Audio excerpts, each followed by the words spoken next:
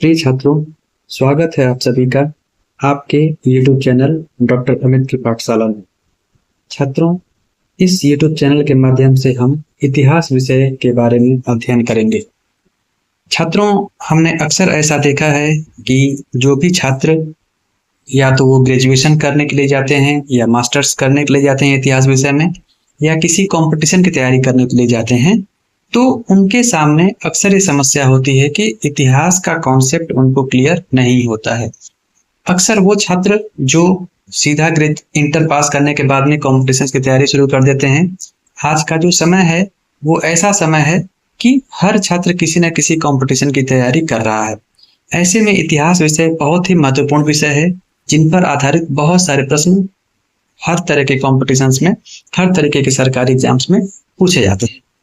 इन्हीं सब को देखते हुए मैंने ऐसा सोचा कि क्यों ना मैं आप सभी लोगों के लिए एक ऐसा YouTube चैनल लेकर के आऊं जिसमें इतिहास विषय से संबंधित जो बारीकियां हैं या जो मूलभूत जो प्रश्न आ सकते हैं उनका हम अध्ययन करें।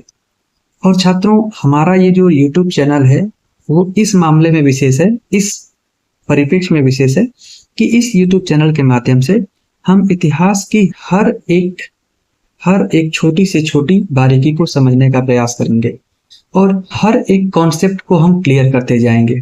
अक्सर हमने देखा है कि जो छात्र होते हैं जो किसी कंपटीशन के लिए जाते हैं तो उनको ये सुझाव दिया जाता है कि आप जो इतिहास अगर आपको नहीं समझ में आ रहा है तो आप उसको रट लीजिए और जा करके अपने एग्जाम में आप उसको सवाल का जवाब दे करके आइए।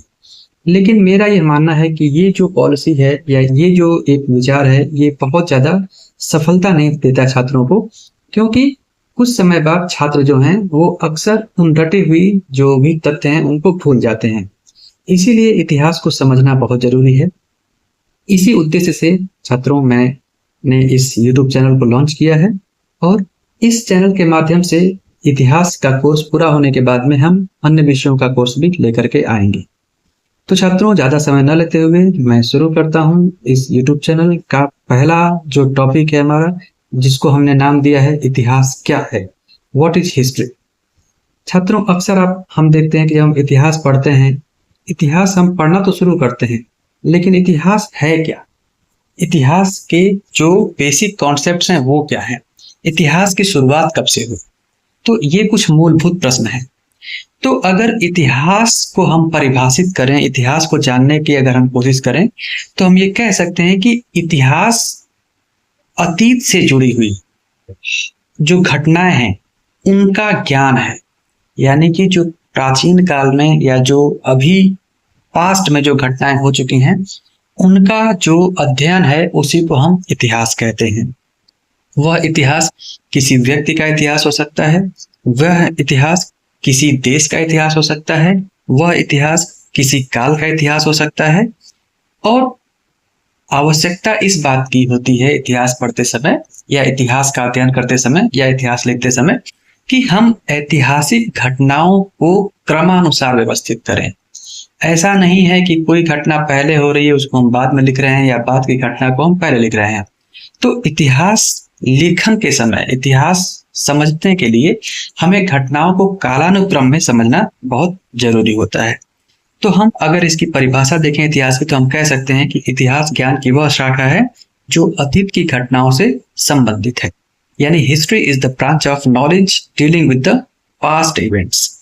दूसरे शब्दों में हम कह सकते हैं कि इतिहास अतीत की घटनाओं का एक सतत व्यवस्थित वर्णन है जो किसी व्यक्ति विशेष देश काल से संबंधित होता है और आम तौर पर इतिहास को क्रमिक रूप से लिखा जाता है। यानी कि history is a continuous systematic narrative of past events as relating to a particular people, country, period, person etcetera, usually written as a chronological account. Chronological account मतलब एक व्यवस्थित क्रम में होना चाहिए, एक कालानुक्रम में होना चाहिए इतिहास को लिखते समय।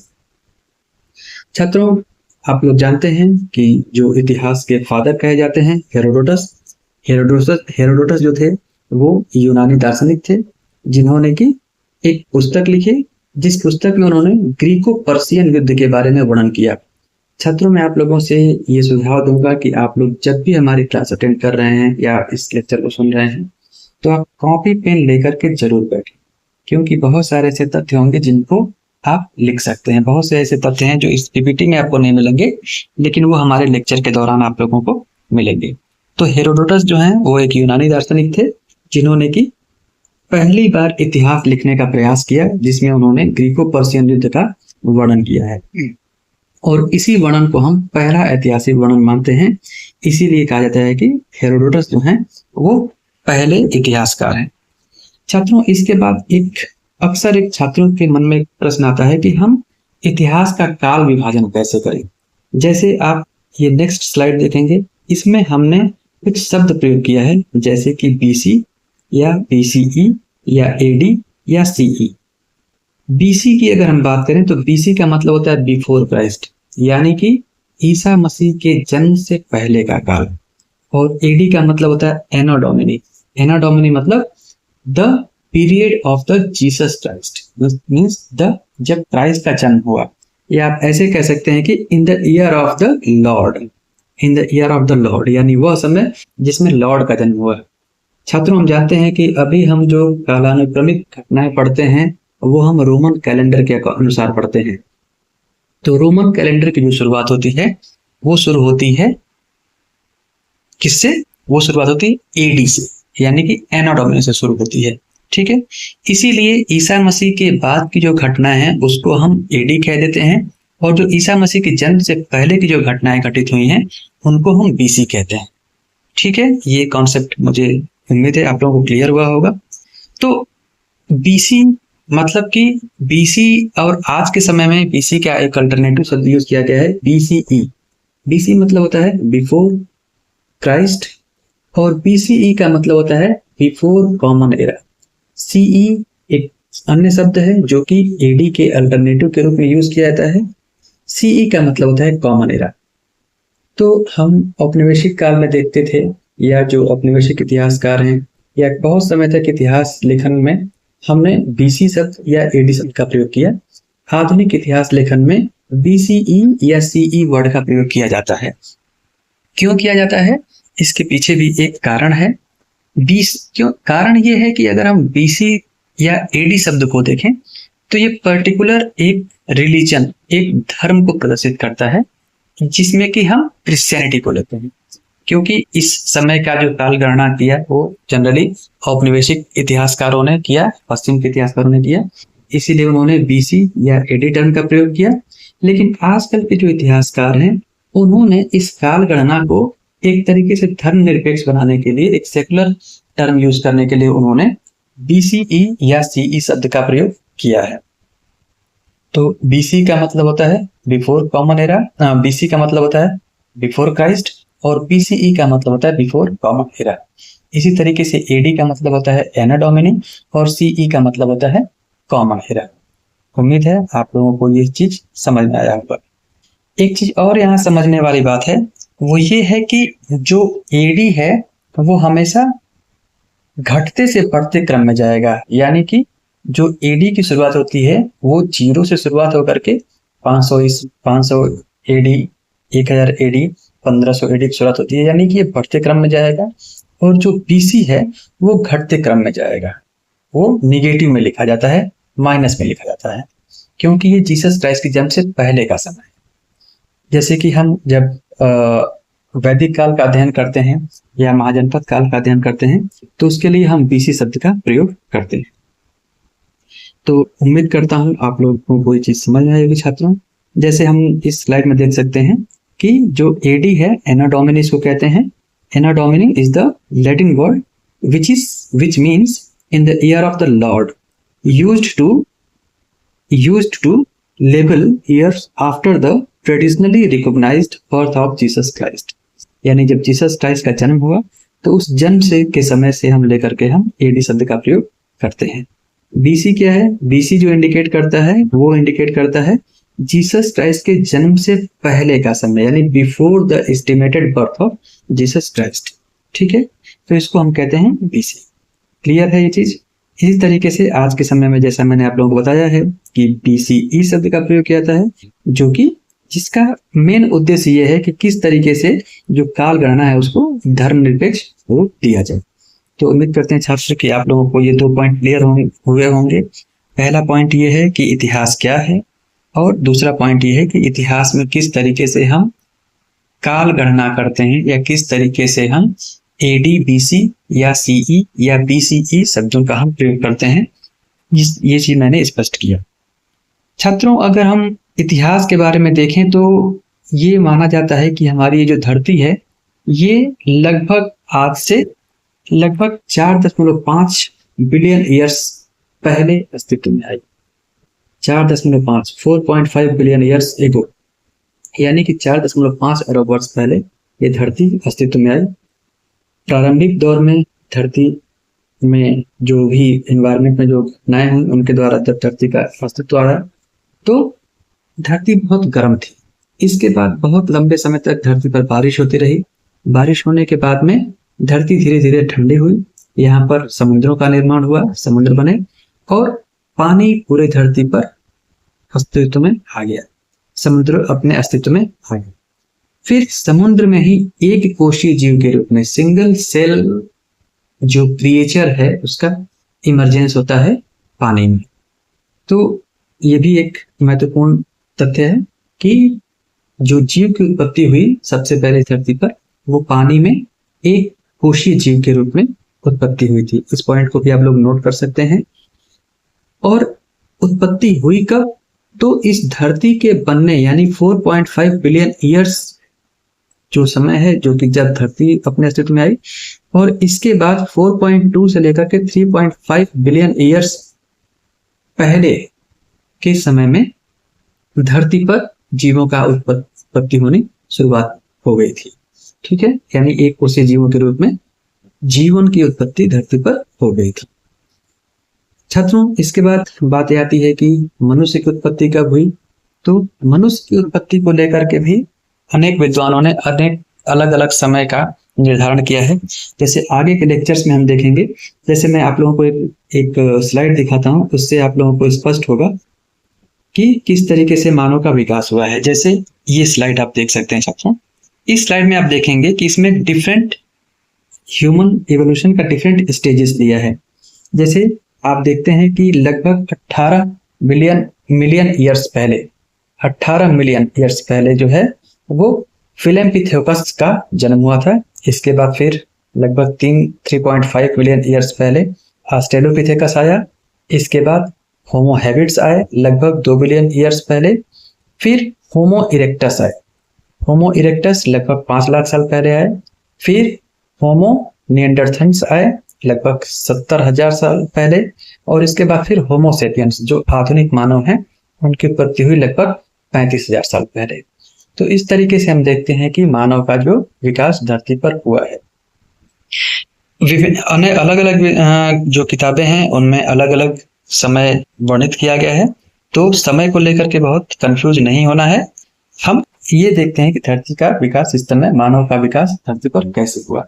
तो लगभग 18 मिलियन ईयर्स पहले, 18 मिलियन ईयर्स का मतलब हो गया आपका लगभग 1 मिलियन ईयर में देखें तो 10 साल होते हैं। तो 18 मिलियन ईयर में हो गए लगभग 1 करोड़ साल, 1 करोड़ 80 साल का समय हो गया। तो 1 करोड़ 80 साल पहले धरती पर जो मनुष्य है उसका चित्र हमें मिलना शुरू हो जाता है। अभी रिसेंटली गुजरात में भी एक मानव का अस्तित्व मिला है जो लगभग आज से 1 करोड़ साल से भी ज्यादा प्राचीन माना गया है। तो इस तरह से हम देखते हैं कि अलग अलग जो नए रिसर्चेस हो रही हैं उसमें मानव जीवन का अलग अलग टाइम फेज इस धरती पर देखा जा रहा है। तो पहला जो मनुष्य उत्पन्न हुआ धरती पर वो साउथ अफ्रीका में उत्पन्न हुआ था। और हमारा ये जो अस्तित्व है, जो होमो फैमिली के जो भी मेंबर्स हैं, उनका आविर्भाव जो होगा इस धरती पर लगभग 5 लाख साल पहले माना जाता है। तो ये चीज क्लियर है कि किस तरीके से होमो वंश की परंपरा जो है वो धरती पर शुरू हुई थी। ठीक है, इसके बाद एक शब्द आता है, कुछ शब्द हैं महत्वपूर्ण जिनको कि हम कहते हैं कि जैसे प्री हिस्ट्री। किस तरह से आप हिस्ट्री का जो एक ओरिजिन है, ओरिजिन किस तरह से आप जांचते हैं हिस्ट्री का, किस तरह से इसका अस्तित्व जानते हैं। तो उसको जांचने के लिए जैसे कि मैंने बताया आप लोगों को कि 3 चरणों में इतिहास को आप विभाजित कर सकते हैं। You can divide the history into 3 phases. कौन कौन से फेज हैं? पहला है प्री हिस्ट्री, जिसको कि हम प्रागैतिहासिक काल कहते हैं। दूसरा है प्रोटो हिस्ट्री, जिसको कि हम आद्य इतिहास कहते हैं। और तीसरा है हिस्ट्री, यानी जिसको हम ऐतिहासिक काल कहते हैं। तो इन शब्दों को हम यहाँ पे समझने की कोशिश करेंगे छात्रों। प्री हिस्ट्री क्या होता है, यानी प्रागैतिहासिक काल क्या है? तो प्री हिस्ट्री मानव जीवन का, छात्रों हम जब अगली क्लास लेंगे तो उस क्लास में आप लोगों से हम चर्चा करेंगे कि इतिहास को जानने के प्रमुख स्रोत कौन कौन से हैं। What are the major sources to know about the history, तो उसकी हम चर्चा करेंगे। तो हम जानते हैं बेसिकली कि 2 तरीके के स्रोत होते हैं। एक तो जो रिसोर्स है जिसको कि हम कहते हैं कि आर्कियोलॉजिकल सोर्सेस, यानी पुरातात्विक स्रोत, और दूसरा जो स्रोत होता है वो रिटेन सोर्सेस होते हैं, यानी लिखित साक्ष्य। हम इस पर डिटेल में चर्चा करेंगे अगले लेक्चर में। अभी हम सिर्फ ये बता रहे हैं आप लोगों को कि जो आर्कियोलॉजिकल सोर्सेस हैं, जैसे कि प्राचीन गुफाएं हो गई, या फिर प्राचीन मनुष्यों के द्वारा प्रयोग किए जाने वाले जो भी अस्त्र शस्त्र थे, जो भी बर्तन थे, उनको हम ले सकते हैं। या जो इंस्क्रिप्शंस होते हैं, ठीक है, इंस्क्रिप्शंस जो भी होते हैं, शिलालेख या फिर अन्य तरीके के जो इंस्क्रिप्शन है, जैसे दिल्ली में मेहरौली इंस्क्रिप्शन है, तो ये इंस्क्रिप्शन भी आर्कियोलॉजिकल सोर्सेज में आते हैं। या प्राचीन काल के मनुष्य के द्वारा बनाया हुआ कोई भी जो संरचना है वो भी आती है आपका ये आर्कियोलॉजिकल सोर्सेज। ये चीज स्पष्ट है। रिटेन सोर्सेज में जो लिखित साक्ष्य हैं वो आते हैं। तो ये एक छोटी सी जानकारी हो गई सोर्सेज के बारे में। इसके बारे में डिटेल में हम अगले लेक्चर में पढ़ेंगे। यहां मैं क्यों बता रहा हूं, क्योंकि इन्हीं सोर्सेज पर ही आधारित ये विभाजन किया गया है काल का। जैसे प्री हिस्ट्री क्या है? प्री हिस्ट्री इतिहास का वह काल है जिसकी जानकारी हमें सिर्फ आर्कियोलॉजिकल सोर्सेज से ही मिलती है, यानी कि the phase of human history about which we can know only by the archaeological sources. We don't have written sources, so that phase is known as the prehistory. यानी कि प्रागैतिहासिक काल क्या है? मानव जीवन का, यानी इतिहास का वह कालखंड जिसके बारे में जानने के लिए हमारे पास सिर्फ प्रागैतिहासिक स्रोत ही अवेलेबल है, हमारे पास रिटेन सोर्सेज अवेलेबल नहीं है, तो उस काल को हम प्रागैतिहासिक काल कहते हैं। उम्मीद है ये पॉइंट आपको समझ में आया होगा। अगर कोई डाउट है तो आप लोग कमेंट बॉक्स में लिख सकते हैं, हम इसको और अच्छे से एक्सप्लेन कर देंगे। नेक्स्ट हमारा आता है प्रोटो हिस्ट्री, यानी कि आदि इतिहास। प्रोटो हिस्ट्री क्या है? तो प्रोटो हिस्ट्री इतिहास का वह काल है, यानी आदि इतिहास का वह काल है जिसके बारे में जानकारी हमें पुरातात्विक स्रोतों से मिलती है, और साथ ही साथ इस काल के बारे में जानने के लिए कुछ रिटेन सोर्सेज भी हैं। लेकिन उन रिटेन सोर्सेज को अभी तक पढ़ा नहीं जा सका है, उन रिटेन सोर्सेज को अभी तक समझा नहीं जा सका है। Those written sources have not been deciphered till the date। ठीक है, तो आज की तारीख तक भी उन सोर्सेज को कोई पढ़ नहीं पाया है। तो जैसे कि उदाहरण के तौर पर हम ले सकते हैं कि हड़प्पा कालीन, अगर आप देखें, धोलावीरा एक जगह है, एक साइट है, जहां पर कि एक साइन बोर्ड मिला है। उस साइन बोर्ड में 10 अक्षर बने हुए हैं, 10 अक्षर लिखे हुए हैं, लेकिन उन अक्षरों का अर्थ क्या है ये अभी तक हम समझ नहीं पाए हैं, अभी तक इतिहासकार इस चीज को समझ नहीं पाए हैं। तो इसीलिए जो हड़प्पा काल है उसको हम प्रोटो हिस्ट्री में रखते हैं। कुछ समय पहले तक जो वैदिक काल है उसको भी हम प्रोटो हिस्ट्री में रखते थे। प्रोटो हिस्ट्री में ही इस फेज को भी, वैदिक काल को भी रखा जाता था। लेकिन जब वैदिक जो शास्त्र हैं उनका जब अध्ययन हो गया और जब हमें प्राकृत पाली भाषाओं का समझ हो गया, तो इसके बाद में उस काल को हम ऐतिहासिक काल मानने लगे। अदरवाइज उस काल को भी हम प्रोटो हिस्ट्री में ही काउंट करते थे। तो आपको समझ में आया कि प्रोटो हिस्ट्री क्या है? प्रोटो हिस्ट्री इतिहास का वह काल है जिसके बारे में हम आर्कियोलॉजिकल सोर्सेज से भी जान सकते हैं, और इस काल से संबंधित कुछ रिटेन सोर्सेज भी हैं। उदाहरण के तौर पर हम बात कर सकते हैं पिक्टोग्राफी की, यानी चित्रलिपि की। अक्सर आप देखेंगे कि मनुष्य जो है, प्राचीन मनुष्य हमारा जो था, वो चित्रों के माध्यम से अपने इंफॉर्मेशन को एक जनरेशन से दूसरे जनरेशन तक पहुंचाने का प्रयास करता था। तो पिक्टोग्राफी एक तरीके से आप ये कह सकते हैं कि जो धोलावीरा का जो है वो चित्रलिपि हो सकती है, जिसको अभी तक पढ़ा नहीं जा सका है। ठीक है, तो क्लियर हो गया चीज कि what is proto history. Proto history is the study of human civilization about which written records are available but have not been deciphered. In other words, it refers to the period between prehistory and history. For example, the scripts of Harappan civilization. Clear है छात्रों? इसको हम एक बार फिर देख लेते हैं कि आदि इतिहास किसे कहते हैं। मानव सभ्यता का वह समय जिसके बारे में लिखित अभिलेख उपलब्ध हैं, लेकिन उनका गूढ़ार्थ अभी तक पढ़ा नहीं जा सका है। दूसरे शब्दों में यह प्रागैतिहासिक और ऐतिहासिक काल के बीच का समय है। ठीक है, उदाहरण के तौर पर हम हड़प्पा लिपि को ले सकते हैं, हड़प्पा की लिपि को ले सकते हैं। फिर आता है तीसरा, ऐतिहासिक काल। ऐतिहासिक काल क्या है? हिस्टोरिकल फेज क्या है? यानी कि मानव जीवन या इतिहास का वह कालखंड, इतिहास का वह कालखंड जिसके बारे में हम आर्कियोलॉजिकल सोर्सेस यानी पुरातात्विक स्रोतों से भी जान सकते हैं, और साथ ही साथ इस काल के बारे में जानने के प्रमुख स्रोत हमारे रिटेन सोर्सेस यानी लिखित साक्ष्य भी उपलब्ध है, और इनको समझा भी जा सकता है, इनको पढ़ा भी जा सकता है। जैसे वैदिक साहित्य को हम ले सकते हैं, या महाजनपद काल के साहित्य को ले सकते हैं, या मौर्य काल के साहित्य को ले सकते हैं, या गुप्त काल के साहित्य को, या प्राचीन मध्यकालीन भारत के इतिहास को ले सकते हैं, या आधुनिक काल के इतिहास को ले सकते हैं। तो इन काल खंड के बारे में आधुनिक काल, जैसे हम उदाहरण के तौर पर अगर देखें तो ब्रिटिश काल को ले लीजिए, या फिर इससे पहले के मुगल काल को आप ले लीजिए, तो इनके बारे में जानने के आर्कियोलॉजिकल सोर्सेज भी हैं। जैसे बहुत सारे बिल्डिंग्स हैं, ताजमहल वगैरह जो लाल किला बने, ये बहुत सारी बिल्डिंग्स भी हैं, बहुत सारे इंस्क्रिप्शंस भी हैं, और साथ ही साथ जो लिखित स्रोत हैं वो भी अवेलेबल है। तो छात्रों, मैं ये उम्मीद करता हूँ कि आपके समझ में प्री हिस्ट्री, प्रोटो हिस्ट्री और हिस्ट्री क्या होती है ये आपको समझ में आया होगा।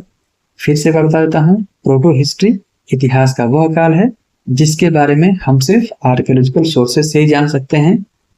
प्रोटो हिस्ट्री इतिहास का वह कालखंड है जिसके बारे में आर्कियोलॉजिकल सोर्सेज के बारे में जानकारी मिलती है, और साथ ही साथ लिखित साक्ष्य भी उपलब्ध हैं, लेकिन अभी तक उनको समझा नहीं जा सका है। उदाहरण के तौर पर हड़प्पा की लिपि।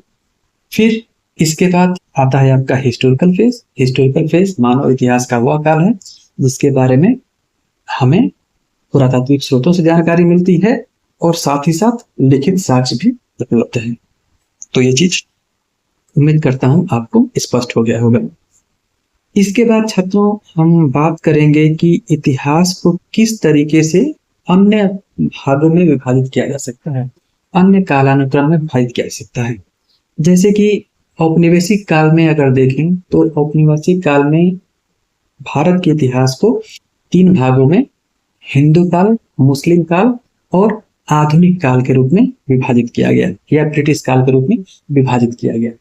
जो औपनिवेशिक इतिहासकार हैं उन लोगों ने कहा कि प्राचीन काल जो था वो बेसिकली हिंदू काल था, जो मध्यकाल था वो मुस्लिम काल था, और जब यूरोपियंस भारत में आ गए तो, और खास तौर से ब्रिटिश काल को फिर ब्रिटिश काल में विभाजित किया गया। ठीक है, यह आधुनिक काल में विभाजित किया गया। छात्रों, इसके पीछे हिंदू काल, मुस्लिम काल या ब्रिटिश काल शब्द प्रयोग करने के पीछे भी एक सोची समझी औपनिवेशिक इतिहासकारों की एक मंशा थी।